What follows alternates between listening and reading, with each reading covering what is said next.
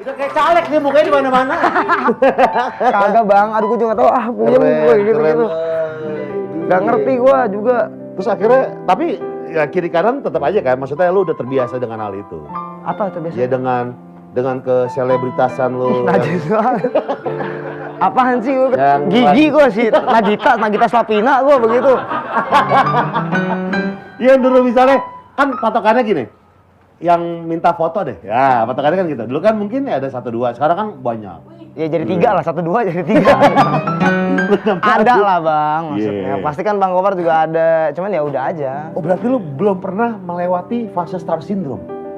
Kayak gue artis. Gue nggak tahu karena gue yang tahu tuh pasti teman-teman. Gue selalu bilang kalau misalkan emang kelewatan, apa, misalkan gue nggak tahu nih batasnya misalkan orang star syndrome tuh gimana. Tapi kalau udah mencapai titik itu tolong bilangin, gue bilang. Cuma sampai saat ini ya gue nggak tahu. Orang apapun yang juga, terjadi jadi tetap jadi diri lu.